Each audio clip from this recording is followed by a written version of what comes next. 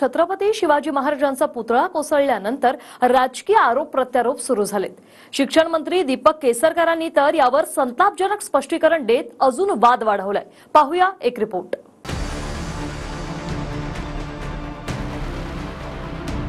हे कदाचित डेस्टिनी असेल किंवा छत्रपती शिवाजी महाराजांच्या इच्छेशिवाय काही होत नाही आणि कदाचित असं असेल की चांगल्या वाईटातून चांगलं घडायचं असेल।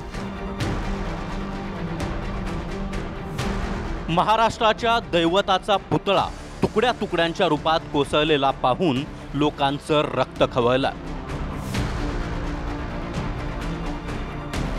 आणि त्यावर महाराष्ट्राच्या शिक्षण खात्याचे सर्वेसर्वा असणाऱ्या दीपक केसरकरांनी संतापजनक विधान करून आगीत तेल ओतण्याचंच काम केलंय। ही कदाचित नियती असेल। शिवाजी महाराजांच्या इच्छेशिवाय काही होत नाही अशी शरम आणणारी सारवासारव मंत्री केसरकर करताय। हे सुद्धा एक दोन नव्हे तर 4 वेळा। एक चांगलं वाईटातून चांगलं काहीतरी घडेल अशी मला खात्री आहे। याच्यामध्ये कोणीही राजकारण करू नये अशी नम्र विनंती आहे। आणि मला स्वतःला असं वाटतं की ही एक दुर्घटना असली तरी याच्यामधून काहीतरी चांगलं घडावं। आम्हाला नेहमीच असं वाटतं की छत्रपती शिवाजी महाराजांचा सन्मान हा संपूर्ण महाराष्ट्राचा आणि देशाचा सन्मान आहे आणि त्या सन्मानाला योग्य असा भव्य पुतळा ह्या ठिकाणी उभारणं हे कदाचित डेस्टिनी असेल किंवा छत्रपती शिवाजी महाराजांच्या इच्छेशिवाय काही होत नाही आणि कदाचित असं असेल की चांगल्या वाईटातून चांगलं घडायचं असेल आणि त्याच्यासाठी सुद्धा अपघात घडला असेल, काही सांगता येणार नाही।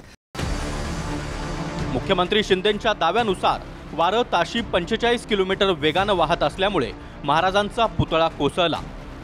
भाजपचे मंत्री रवींद्र चव्हाण सांगताय की समुद्री वाऱ्यांमुळे स्टीलला गंज लागल्यामुळे पुतळा कोसळला असावा आणि शिक्षण मंत्री केसरकरांनी तर कदाचित ही शिवाजी महाराजांचीच इच्छा असावी म्हणून ते नियतीवर ढकलून दिलाय।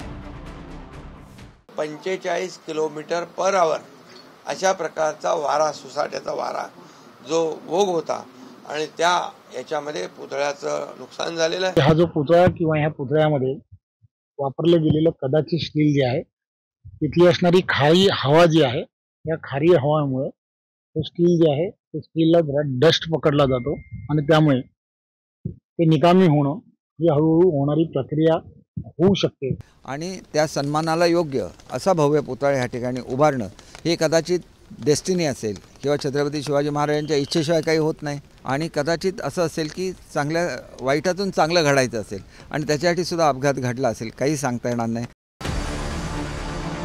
ताशी 45 किलोमीटर वेगानं वारं वाहिल्यामुळे पुतळा कोसळल्याचं उत्तर सरकारकडून दिलं गेलंय। मात्र हवामान विभाग तज्ज्ञांच्या मते समुद्रकिनारी या वेगाचे वारे वाहणं ही साधारण गोष्ट आहे। शिवाय काल मालवणात कोणतंही झाड तुटणं, घरांची पत्रे उडणं असा प्रकार समोर आला नाही। जाणकारांच्या मते मुळात समुद्रकिनारी पुतळे उभारताना त्या ठिकाणी वाहणाऱ्या वाऱ्यांचा मागच्या 15 वर्षापूर्वीचा इतिहास तपासला जातो। वाऱ्याची दिशा, वाऱ्याचा वेग हे अभ्यासूनच पुतळे उभे केले जातात। त्यामुळे चूक वाऱ्याची नव्हे तर स्ट्रक्चरची होती हे अनेक शिल्पकार सांगतायत।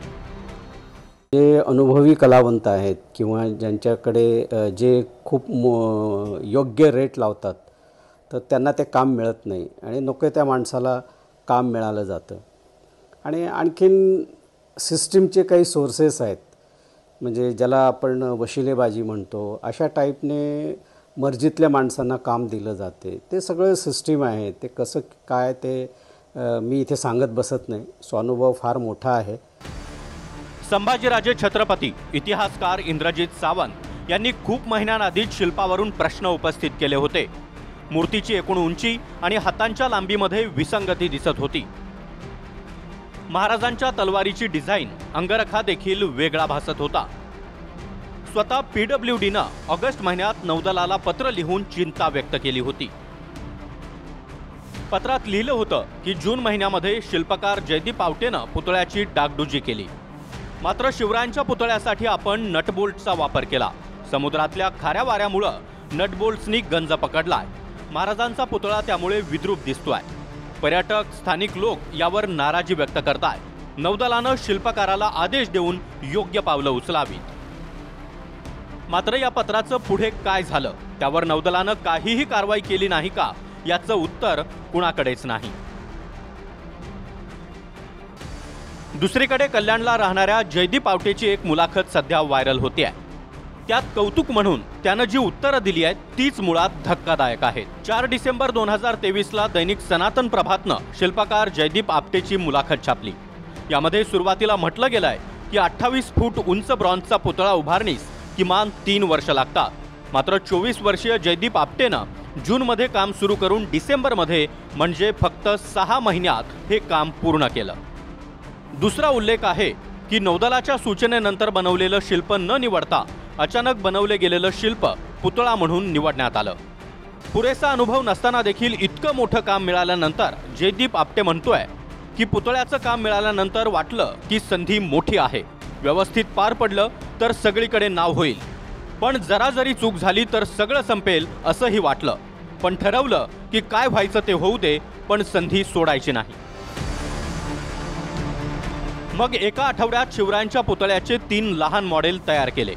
त्यापैकी 2 नौदलाच्या सूचनेनुसार तर 3रं मॉडेल अचानक घडलं होतं. पुतळ्यासाठी नेमकं तेच शिल्प निवडलं गेलं. इतक्या कमी वेळात 3D प्रिंटिंगनेच पुतळा उभारणार होता म्हणून काम सुरू केलं, पण काही गणितं चुकल्यामुळे वेळ गेला. तेव्हा अचानक पूर्ण मॉडेलचं 3D प्रिंटिंगनं तयार करायचं ठरवलं. मग एका रात्रीत 18 प्रिंटर उभे करून काम सुरू झालं. त्याची मुलाखत वाचली मी.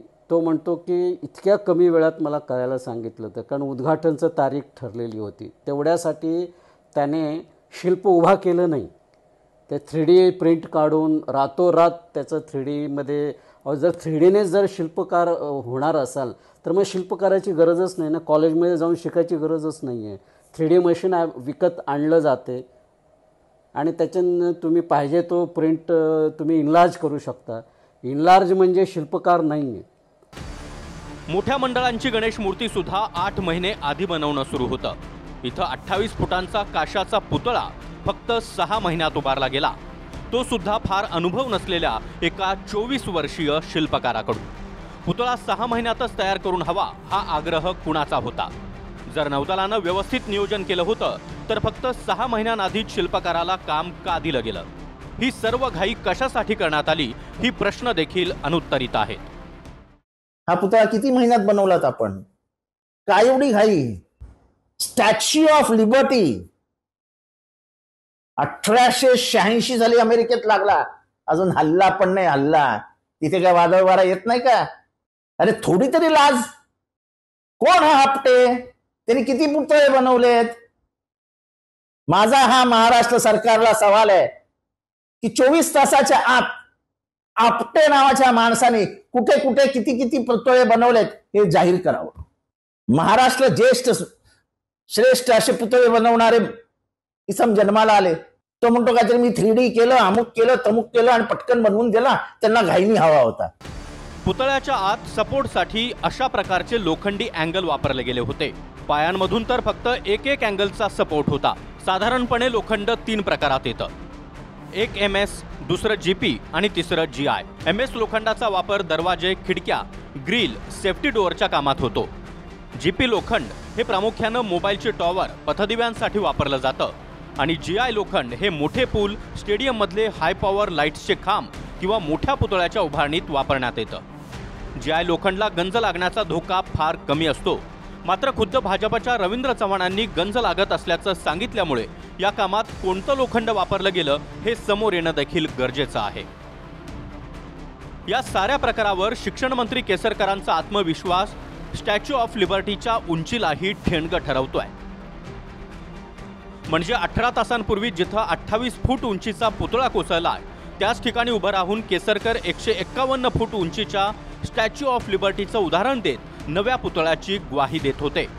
मुळात याला जबाबदार कोण यावर फार न बोलता पुतळा पुन्हा उभा करू, पुन्हा पंतप्रधानांना उद्घाटनासाठी बोलू यावरच केसरकर भर देत होते. स्टॅच्यू ऑफ लिबर्टी अनेक वर्ष अनेक वादळांना तोंड देत उभा आहे, तर तेवढाच मजबूत पुतळा हा शासनाच्या वतीने उभारण्यात यावा. आणि एवढा मोठा पुतळा जर आपण उभारला तर माझी खात्री आहे की पंतप्रधान महोदय निश्चितपणे त्या पुतळ्याच्या अनावरणाला येतील आणि एक चांगलं वाईटातून चांगलं काहीतरी घडेल. पण आपण जर 100 फुटाचा पुतळा उभारला तर पुन्हा एकदा पंतप्रधानांना मालवणमध्ये निमंत्रित करता येईल आणि तो केवळ महाराष्ट्रात नाही तर राष्ट्राचा सन्मान आहे छत्रपती शिवाजी महाराज, तर तेवढाच तो भव्य असावा असं मला स्वतःला वाटतं. हा पुतळा हा स्टॅच्यू ऑफ लिबर्टीच्या धरतीचा महाराष्ट्र शासन उभं करू शकतं. इसका उद्घाटन PM मोदी साहब के ही हाथ से फिर एक बार होगा और वही महाराष्ट्र का सन्मान.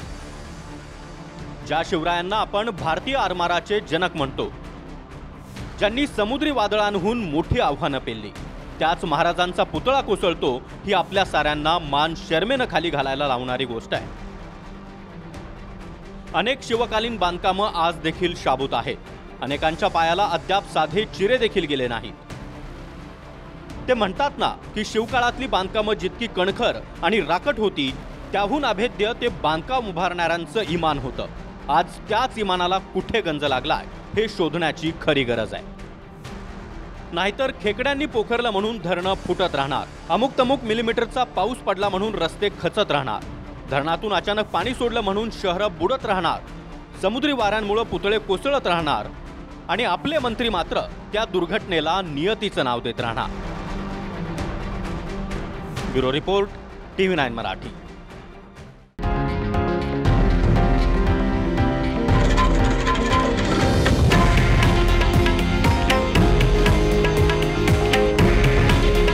हे आहे देशातील नंबर 1 न्यूज नेटवर्क आणि आपण पाहत आहात TV9 मराठी. काळजी तुमची, हित महाराष्ट्राचं.